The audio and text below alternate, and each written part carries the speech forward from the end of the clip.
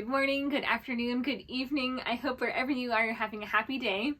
My name is Sammy. Welcome back to my channel. Today I'm going to go over my top, I think 3, maybe 4 favorite books of 2023, and also my number 1 least favorite. And then I'm going to do a little mini book haul.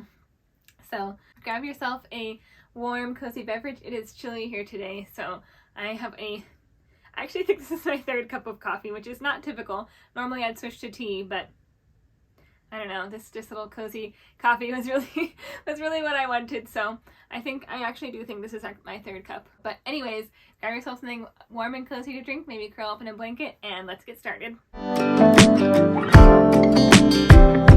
So I think I narrowed it down to my top 3 favorite books, but I have 2 honorable mentions. So my first honorable mention is a Christmas book, because we just came off of the holiday season and I figured it'd be a good one to add to your list if you're making one for next year.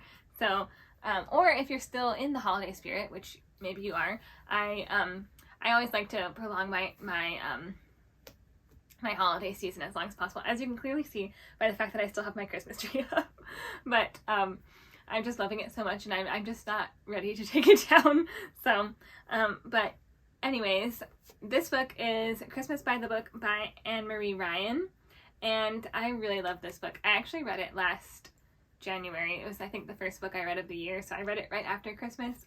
I really loved it a lot. It was just a cozy read. If you like a Hallmark movie, but also like maybe something like with a few different storylines, like Love Actually or something like that as far as movies go, I think that you will really like this book. It's about 2 people who own a bookshop in, I believe it's in Scotland, and it's about their struggles and the way that they kind of like inspire people during the holiday season.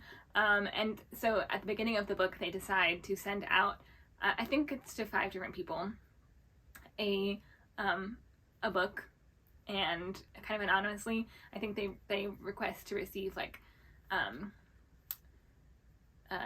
what's the word, nominations, I guess. That's not really the right word, but you know what I'm saying, like nominations for who would be in need of like a little bit of extra holiday spirit or like uplifting or anything like that this season.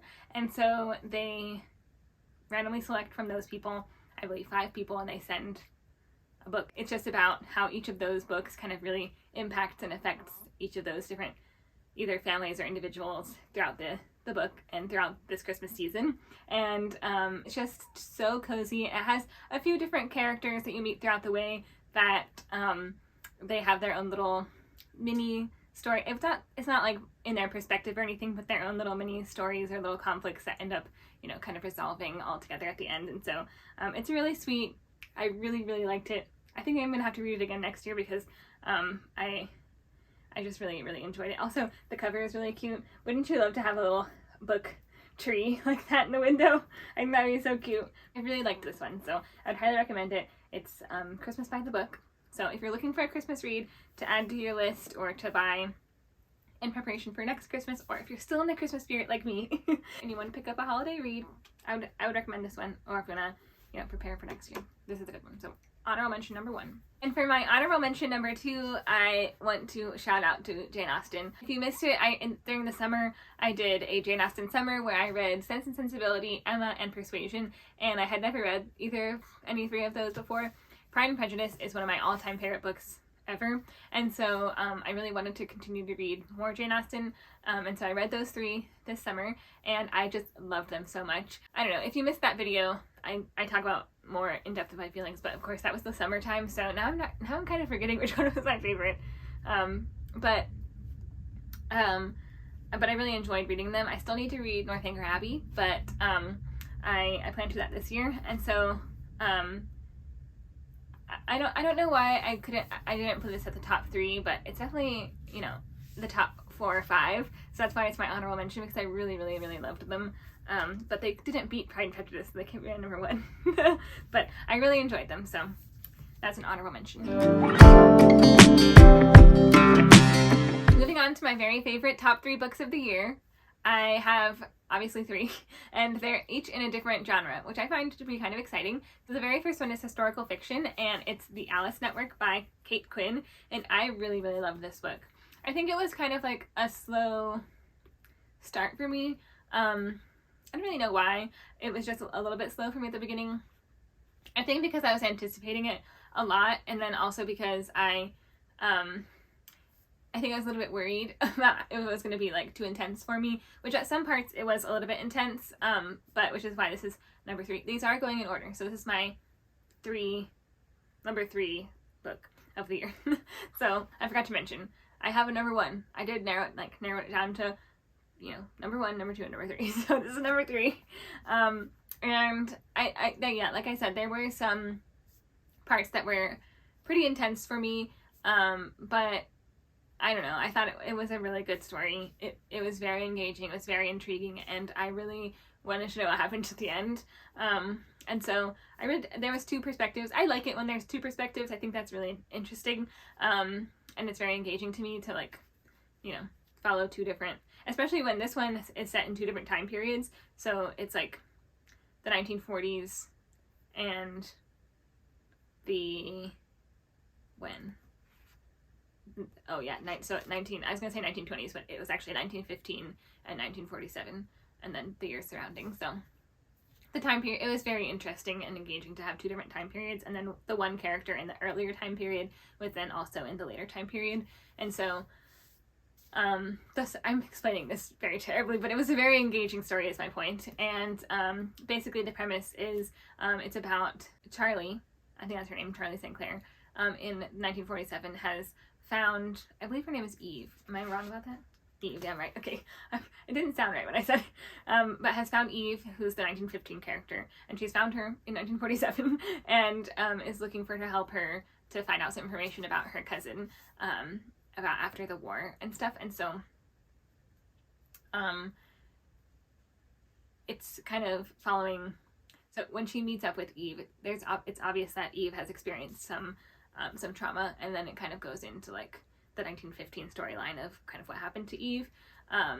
And Eve was a spy in the First World War, and it was a very obviously intense experience, and so it was very interesting to read about like what happened to her and the spy network, which was all women. And so I think it was a very empowering and very like inspirational in some ways, maybe not in all ways, but and very intriguing, and very kind of like, it was a little bit of a mystery kind of to realize what happened, and to like there were several different things that you're kind of like, well, why did that happen, what caused that? And so it's very engaging and very interesting, and I really liked it. So if you like historical fiction, I think that you would really like this.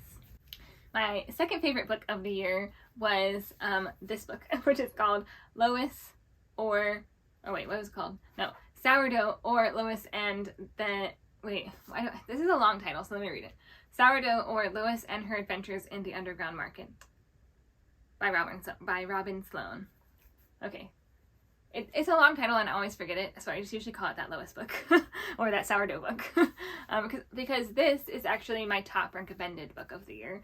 I've recommended this to many people because I really, really loved it, and because I felt like I read it at just the right time for me, which is maybe why I liked it so much. But this is a novel. I don't know whether you would call it literary fiction, maybe, but it's a kind of self-discovery novel about a woman who is named Lois, and it's about her kind of being in a very like mundane phase of her life where she's just kind of like living to live, or like to get by, rather than trying to find like more purpose in her life. And so she's gifted a sourdough starter, and then that sort of like snowballs into like her really finding herself and finding like a whole life, like, and a whole, like, all this joy and like all this really like, I felt empowered by this, because one kind gesture of someone like recognizing her as someone that would like could take care of their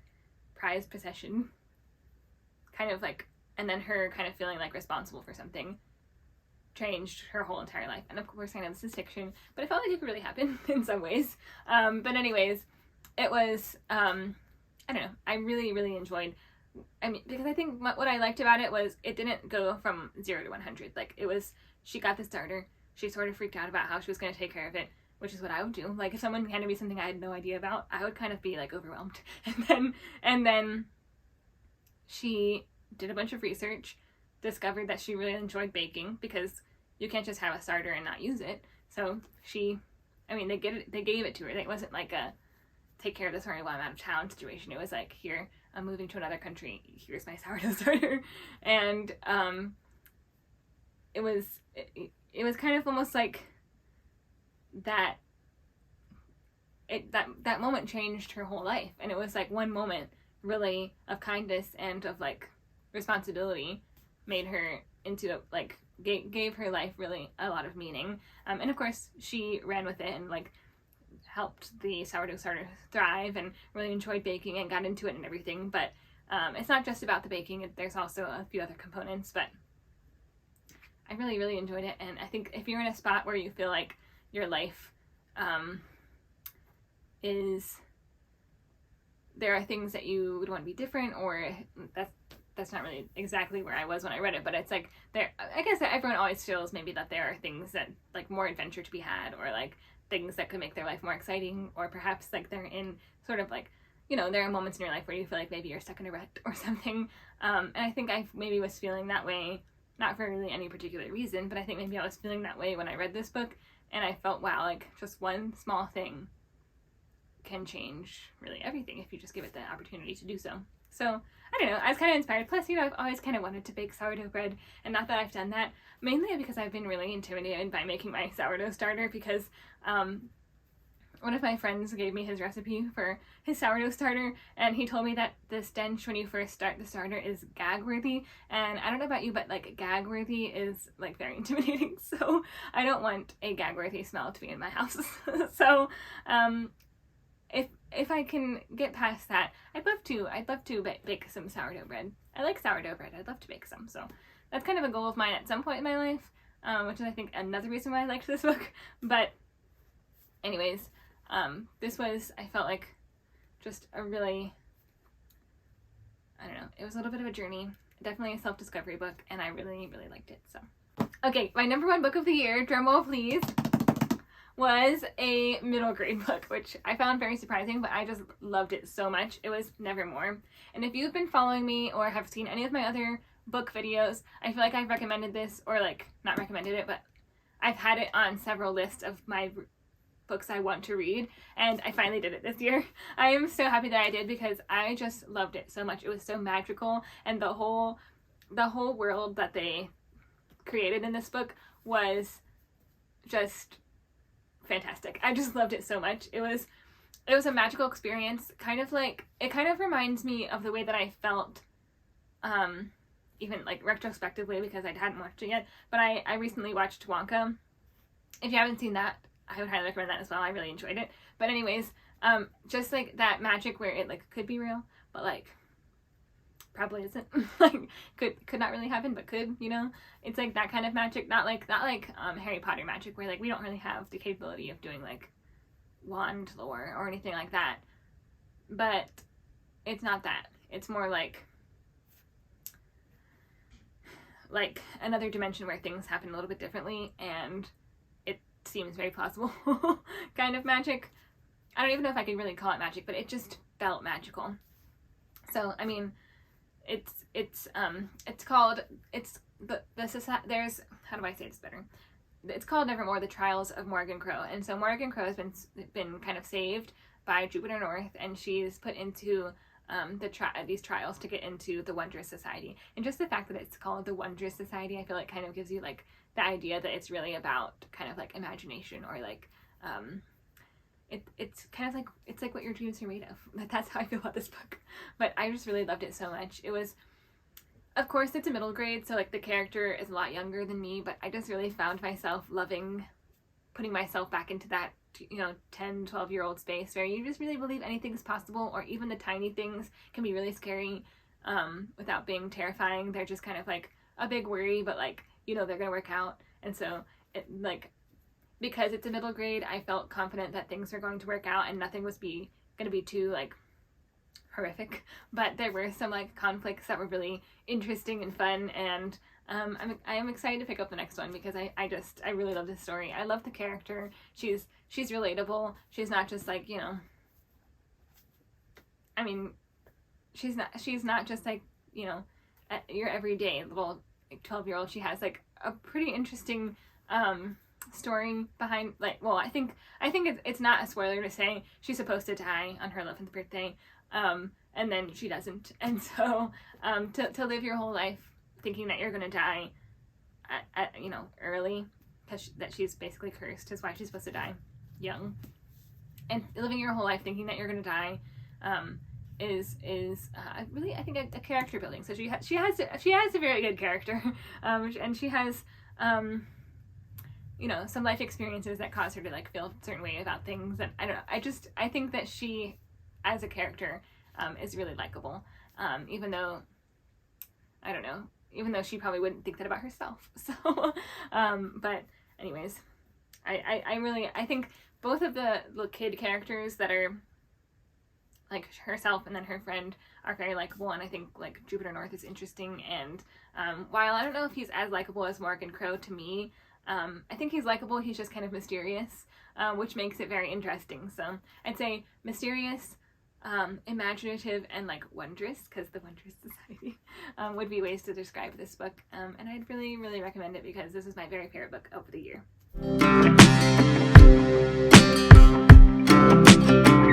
Moving on to my mini book haul.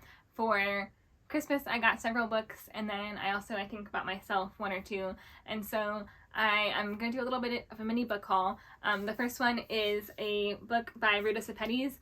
This is not a fiction book like all my other Ruta Sepetys books. Ruta Sepetys is one of my very, very favorite authors, maybe my number one favorite. So I didn't even know she had this book. This is a writer's guide, and it's about writing, I think it's about writing, it says a writer's guide to craft through memory, you the story, and so I think it's kind of about writing your own personal story, which in and of itself isn't exactly why I'm excited about this book. I am interested in writing, and so my sister got me this book, and I think because she knew it was my favorite author and she knew I'm interested in writing, that was a very thoughtful gift. So and then I think my mom got me this. I really actually quite wanted it.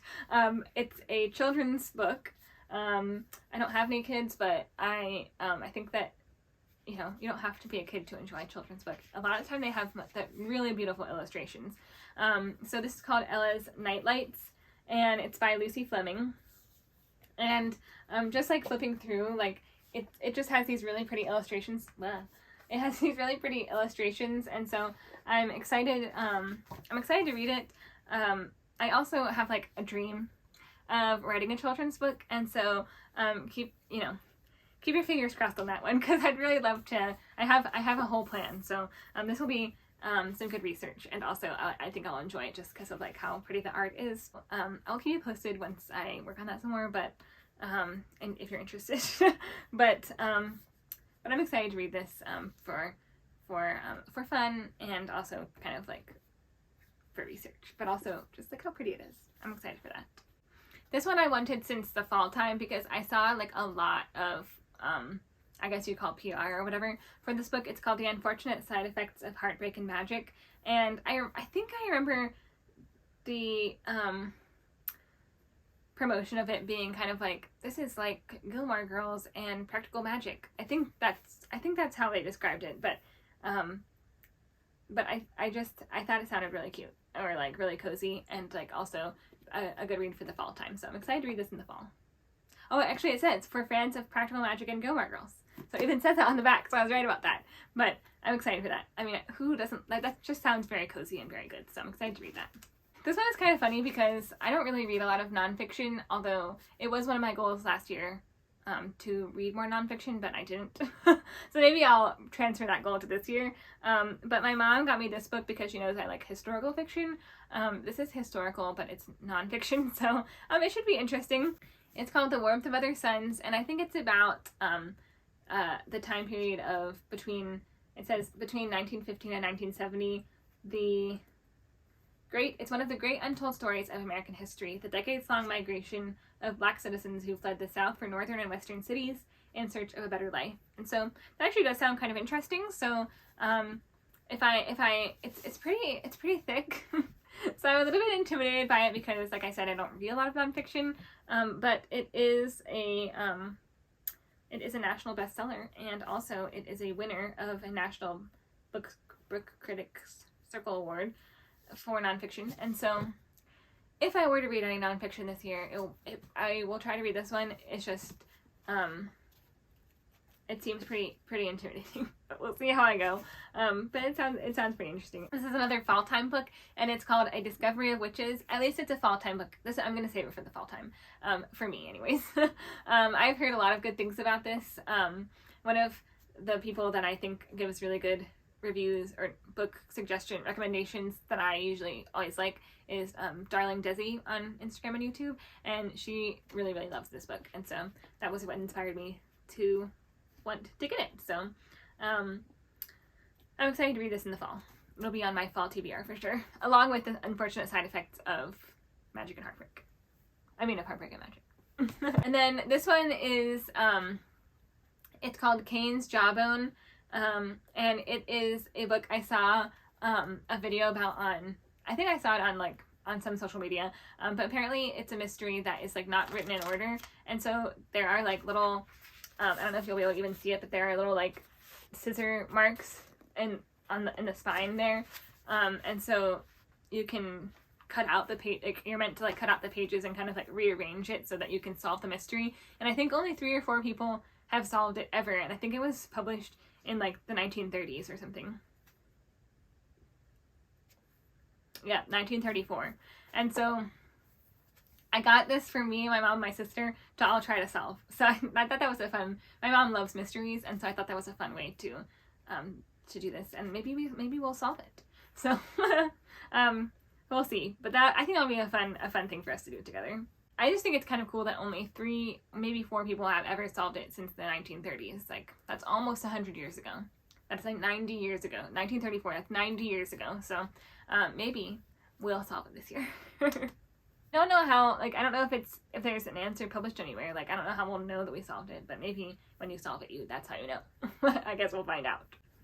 My mom was so kind to get me this collection of the Jane Austen novels. I really wanted them individual books rather than in my complete thing. I haven't even taken the packaging off yet, but I'll also take it off and then I'll show you all the covers. But it's Pride and Prejudice, Sense and Sensibility, Mansfield Park, Emma, Northanger Abbey, and Persuasion. And so I'm excited to have all these individually, and because they're really pretty. So, and lastly, I got myself The Hobbit, and I got myself The Hobbit in this really pretty linen cover with this metallic gold detailing. And it has I got myself the illustrated version because why not? Actually, I got it because it was on sale for 50% off. So I feel like I've heard things said about hobbits and how cozy they are, and so I figured I would enjoy it. And because I've been wanting it, when I saw that it was on sale, I thought I would treat myself. So this is my Christmas present to me. So that is it for my little mini book haul and my top favorite books of the year. I just realized I forgot to show you my least favorite book of the year. I don't like to be negative. I gave it a 2 stars, but it's sad because I liked it up until the end. But it's this Bookshop on the Corner by Jenny Colgan, and I was really disappointed by it because I wanted it to be so cozy, and in some ways it was, but the ending was just not it for me, so it just was not the coziest of endings. It was a little bit, how do I describe this? It was a little bit too intense, too quick for the romance aspect, and also it was a little bit too much details, if you know what I'm saying. And so for me, I prefer to not know, let me see. I prefer more of a closed door, fades to black situation, and that's not exactly what this was. It wasn't, all the details, it wasn't all the details, but it was a little bit too many details for me to be called a cozy, heartwarming read. And that's kind of what I wanted from this book. Being that it was a bookstore book, I thought I would really love it. I only medium liked it, and the character the main girl wasn't my favorite, so maybe that's also why. I felt she was kind of weird, so I don't know. It was not my favorite, but this is my least favorite book of the year. So cannot recommend. Unless you like things that are supposed to be cozy but aren't quite the coziest. I will say I did like the parts that so the premise of this book is she opens a sort of like mobile bookshop in a van. And in the few scenes where she was in her mobile bookshop, loved. But there wasn't that much of that. So did not love the whole book. So now that is it for my book haul and my favorite and not favorite books of the year. I will go ahead and tell you my current read. I'm currently reading All the Light We Cannot See, partly because I have been wanting to read this book for probably 10 years. Maybe not that long, but probably around that time. And also because I think that they are either coming out or have come out with a TV series about it. And I'm not, or maybe it's not a TV series. Maybe it's a Netflix movie. I'm not sure. I don't even know if I'll watch it, but I figured now's a good time to read it. And I'm about this far, and I really like it so far.